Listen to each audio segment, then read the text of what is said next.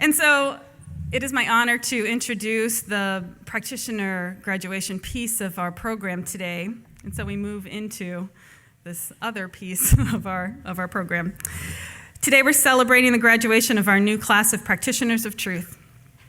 This is a much loved and honored role in our organization, and so it's with great love and celebration that we honor them today.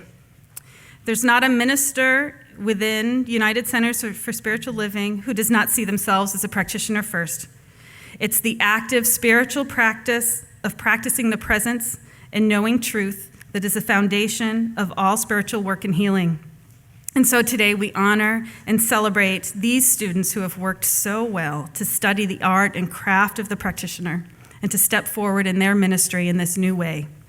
And so today we have practitioners from the Global Heart Online class of 2009, the Universal Spirit Center in San Diego, Seaside Center for Spiritual Living, Vision, a Center for Spiritual Living, the Center for Creative and Conscious Living in Cyprus, the Center for Spiritual Living, Orange County, the Center for Spiritual Living, Palm Springs, the San Diego Center for Spiritual Living, San Diego, and El Corazon Global from Tijuana, Mexico. It's a great day. Yay.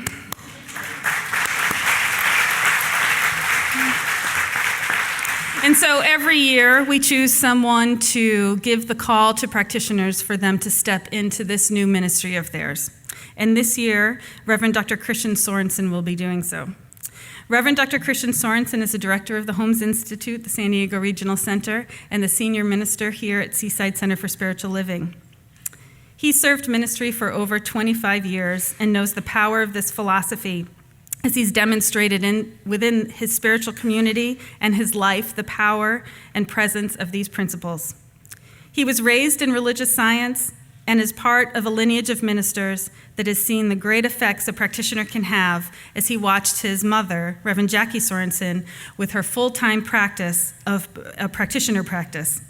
And so we welcome him today to deliver the practitioner call to these graduates.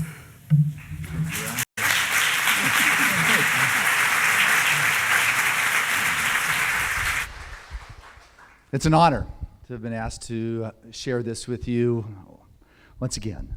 As you step out into your practitioner practice, I charge you to remember that your activity is not healing the sick and raising the dead, but rather working on having that continual conscious contact with Spirit, where in that divine mind there is no sick and there is no dead, where matter is not the truth.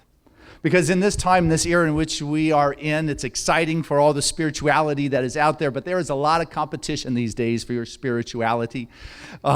It's like my mantra is better than your mantra kind of consciousness. My guru can beat up your guru. Or these high elevated states of we're almost better than that. If last night's meditation under the full moon was just out of this world, I cannot even begin to tell you.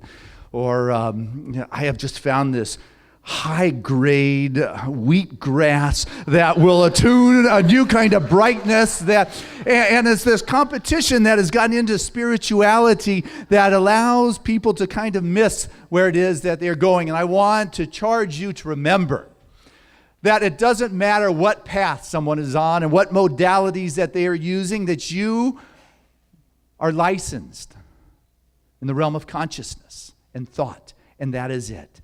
It doesn't matter what path someone takes. When they're sitting in front of you, you have one thing to do, and that is to call forth that presence of God in the midst of that meeting. It is, Martin Luther King says, let us not judge a person by the color of their skin, and I would like to add, let's not judge them by their religion, by their path, by their accent, or what it is that they wear on their head. When someone is sitting in front of you, they are seeking to know the presence of God at a deeper level, which is why they have been attracted to you and your practice. They are sitting there believing in their fear. They are there wondering and questioning and sitting there, and that you get to assist them to choose between denying that dream that is in their heart or denying their limitations, because they have come to a place where they begin to believe in their fears. And all of a sudden, there's that sense of being trapped by that passion-sucking, brain-distracting images of fear that take hold. You get to remind them of the truth of their being, not to buy in to that critical thinking that says, don't listen to all that fluffy cosmic question kind of stuff. Just get back to your work. Do what it is you're doing. Go back to work. Don't pay attention. You do everything right. You get to buy a Honda a little later, a Benz. Then you die.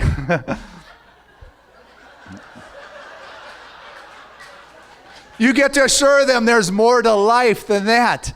Even if people are saying, well, you got it pretty good. What else is there? But you get to ask yourself, what else is better?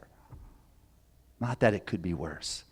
You get to assist them to move beyond the rhetoric of the mind and move into that place of their heart and their soul and their spirit. That's something that remembers, something that allows them to trust that spirit that is moving in their soul and in their that deeper place, and that cosmic place, that which wants to remember, for them to trust. I hear people say, I could live in trust if I had that trust fund pumping the cash into my life. I could live my dreams.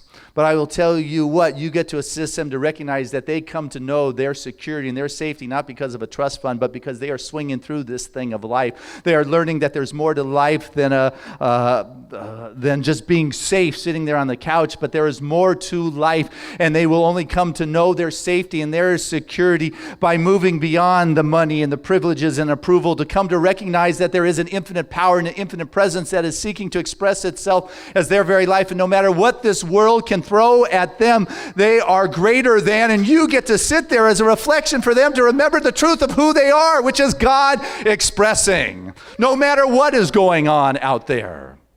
They get to come and to be that transparency. God's not just this cheerful, manic road runner trying to make everybody happy out there. It is a spirit of life that wants to know itself, that wants to express itself, and that person that sits in front of you has to begin to believe that they can have it. I saw an ad of a girl hanging on to just a little rock cropping. She was a rock climber, just hanging on by her fingertips. Her muscles were just taut and stiff, and the ad read, "You've got to want it." You've got to want what is in your heart. You've got to want and be able to trust that spirit is able to deliver. To be able to be in that place of trust and know that there is more to life than what this world is throwing at you, than what this world seems to be expressing, because it is an exciting time in which we live. It is a time in which there is this synergistic convergence of pioneering souls in this emergent field of coming to know the presence of God in a new kind of way, that we become that vortex that delivers the presence of God in a world that is filled with fear. What is going on in our economy and our world has shaken people to the core. They are searching, they are hungering, and they're going to come to you and say their world looks like confetti in a hurricane. And what you get to do is to assist them and realize that there is meaning there. T.S. Eliot said there are people going through experiences and missing the meaning, and they are sitting before you and saying, help me make sense of this. Let me know about God. Tell me about God. Explain to me about God. And what you get to say is, I cannot tell you about God. You are the one who has to experience that presence. You cannot tell anybody about God, but you get to be an example of God made manifest. And so Ernest Holmes, in his last talk in Monterey at the Silmar Peninsula, in a message that became known as his Sermon by the Sea, his last address there, he said, demonstrating a dime is good if you need one. Healing a pain by all means is good if you got one.